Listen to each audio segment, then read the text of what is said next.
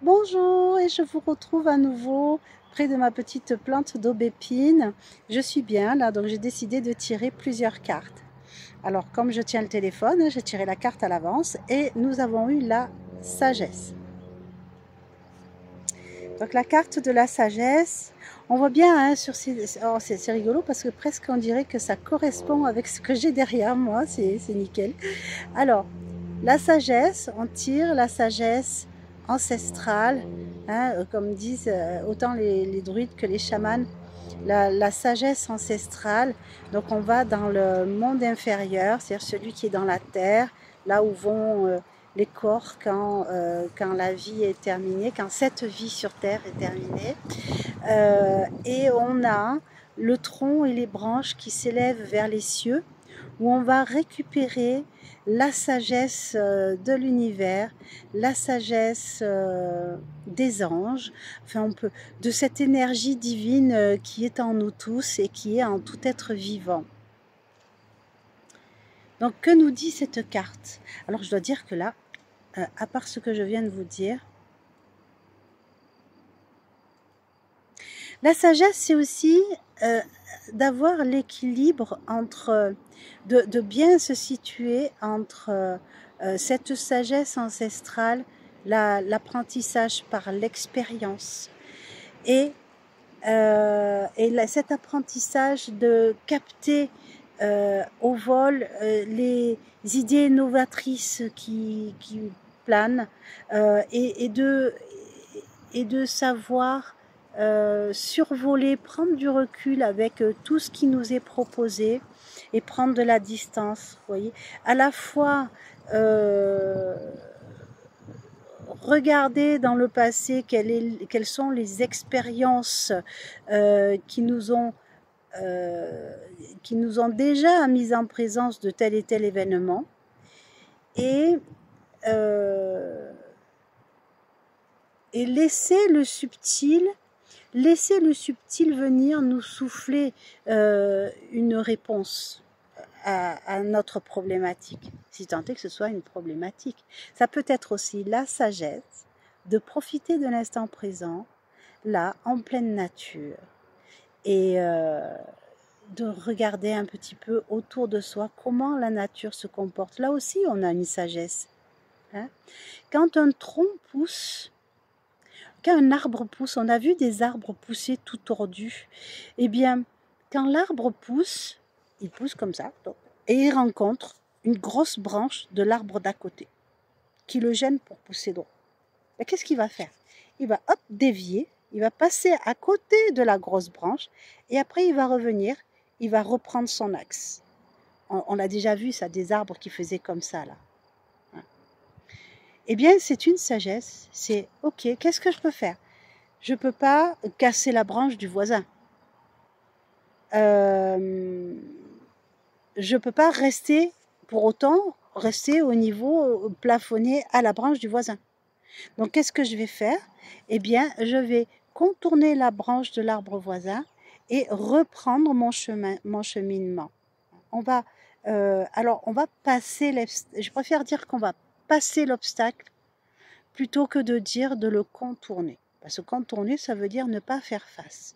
Or, là, l'arbre, ben, tout simplement, il arrive à une situation qu'il l'analyse dans toute sa sagesse naturelle et il va tout simplement, hop, et d'ailleurs on l'utilise nous quand on met des tuteurs pour les faire pousser droit, hein, les arbres, on utilise cette sagesse qu'ils ont de s'adapter à ce qu'ils ont autour d'eux et de poursuivre leur but, de poursuivre leur chemin en s'adaptant à ce que l'environnement propose. Si c'est juste une pierre, un caillou sur le chemin que je peux déplacer, eh bien, je le déplace. Tout à l'heure, j'avais une araignée sur le bras, j'ai soufflé, je l'ai déplacée. Elle me picotait le bras et ça me dérangeait. Alors, je respecte les araignées, je ne l'ai pas tuée pour autant, mais je me respecte, donc j'ai envoyé l'araignée promener ailleurs. Si on a une pierre qui nous empêche de passer, on va prendre la pierre, on va la déplacer si c'est dans notre capacité. Si ce n'est pas dans notre capacité, eh bien on va passer au-dessus ou à côté. Donc qu'est-ce qu'on fait? On contourne le problème, effectivement, hein, on passe l'obstacle. On arrive quand même à passer et à poursuivre notre chemin. On n'a pas toujours besoin d'affronter les choses. La sagesse, c'est pas forcément affronter les choses. C'est pas aller tête baissée là, bam, non, c'est moi qui ai raison, on fait comme ça, et nanana. Non, c'est on se pose, on regarde comment les anciens ont fait, ce qui c'est comment on n'analyse pas la sagesse des anciens, on s'inspire de la sagesse des anciens et on essaye de voir s'il y a des idées nouvelles qui peuvent se mettre en pratique. Et la sagesse, c'est savoir combiner les deux. C'est un petit peu pour ça que le druidisme et le chamanisme ne sont pas n'ont pas de connaissances écrites. Parce que ça bouge tout le temps, on est dans l'impermanence.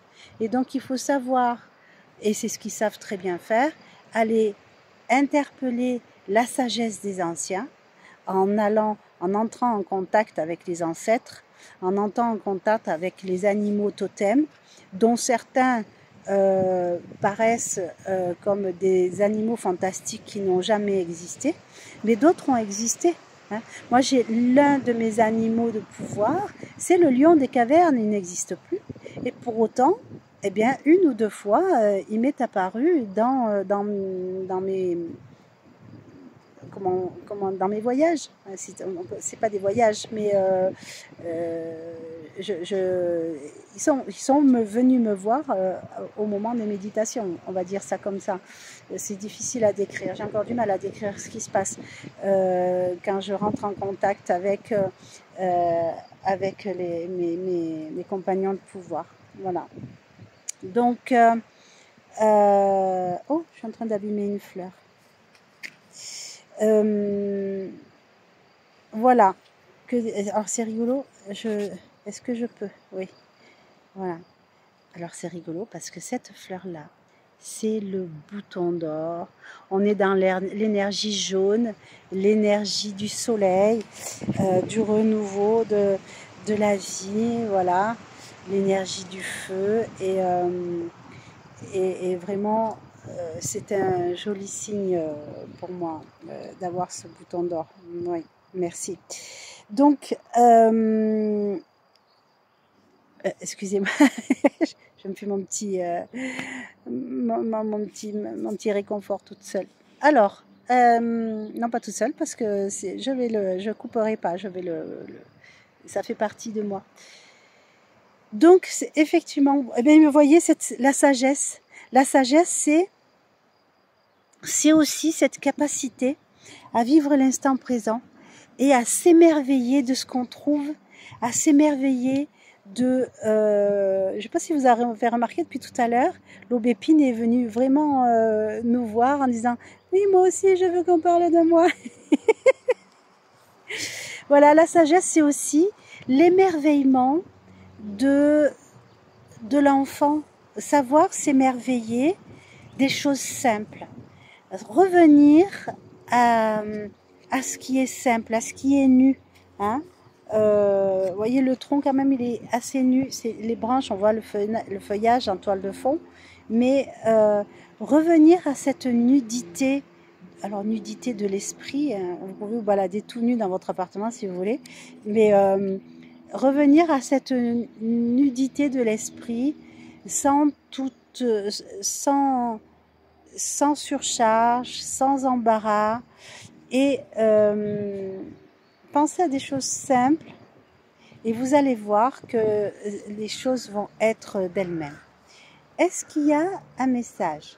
Parce que j'entends un corbeau et donc ça peut vouloir dire qu'il y a un message. Est-ce qu'il y a un message?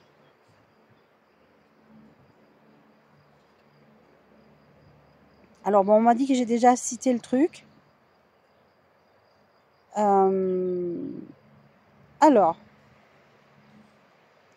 là, c'est pas au niveau, c'est pas au niveau travail, c'est pas au niveau relationnel, c'est à un niveau financier. Alors on me dit déjà c'est juste temporaire. Mais pour autant, ce n'est que temporaire que si vous avez la posture qui est juste. On me dit que l'univers vous envoie, la vie vous envoie ce passage, cette passade. D'une part, parce qu'au fond de vous, vous avez peur de manquer. Donc c'est pour vous aider à résoudre en vous-même cette peur du manque. Donc vous avez un passage un petit peu serré, c'est ça. Vous avez un passage étroit où ça va être un peu juste financièrement. Alors rien de super grave, hein. Il y en a d'autres à qui c'est arrivé. Et donc il vous est demandé, d'une part, de faire comme les anciens faisaient quand il manquait d'argent.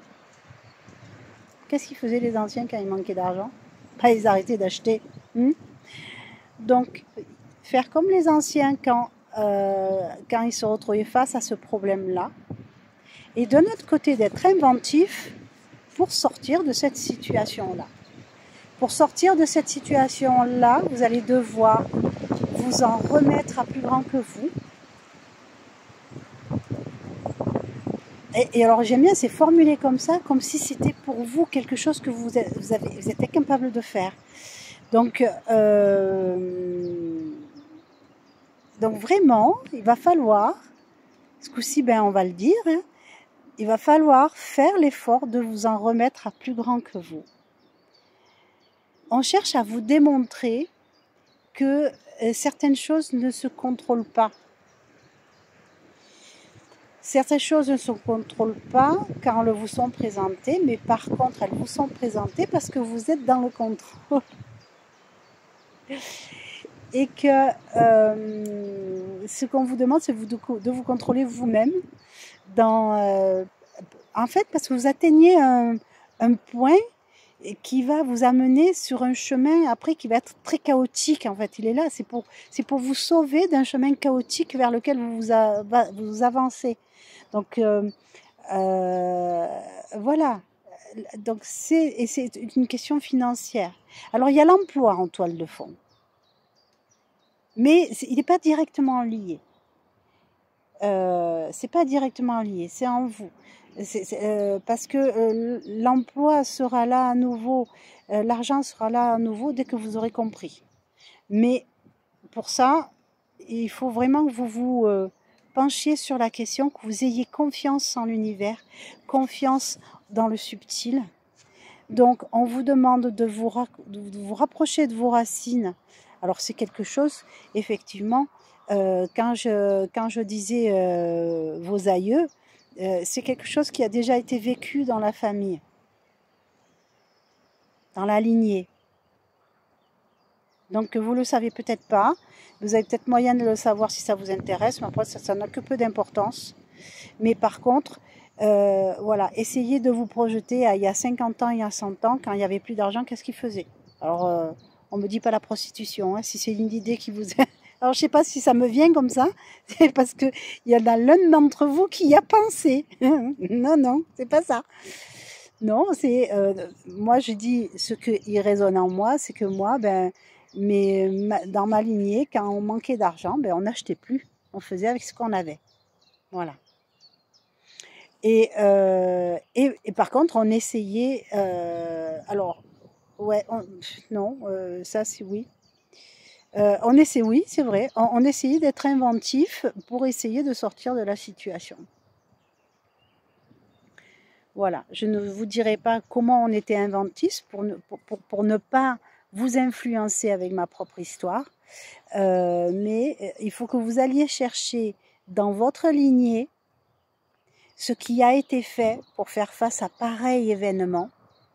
Donc du coup, ça va dépendre de tout un chacun.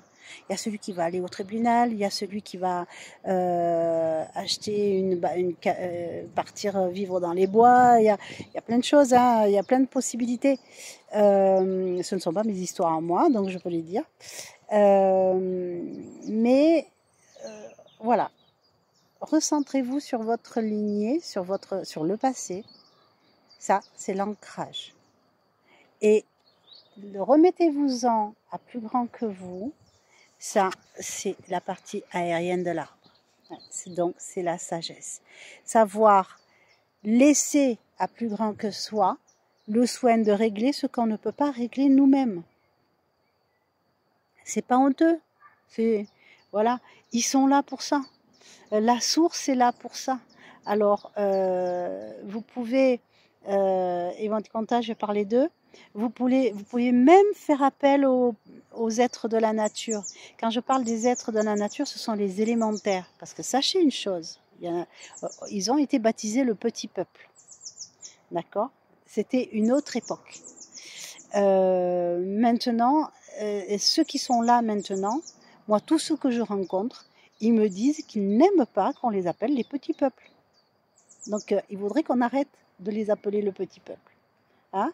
Ce sont les lutins, les trolls, les fées. Selon la confession que nous avons et le pays dans lequel nous sommes, ça peut être les djinns. Alors les djinns paraissent comme étant des êtres très colériques, au même titre que le lutin chez nous, hein? Ou le troll. Hein? Le lutin, ben, si on le respecte, il nous respecte. Et si on ne le respecte pas, eh bien, il va nous faire des entourloupes. Hein? Donc, mais ils sont là, ils sont ravis d'aider.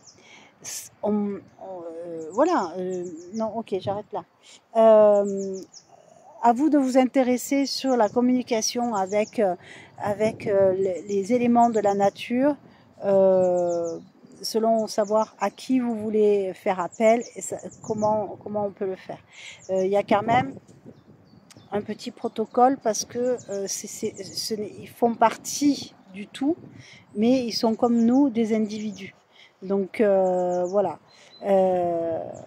Vous pouvez demander l'aide donc aux éléments de la nature si vous le souhaitez, ou si vous préférez rester dans le plus vague, et bien à ce moment-là, vous demandez à plus grand que vous, quel que soit le plus grand que vous considérez comme étant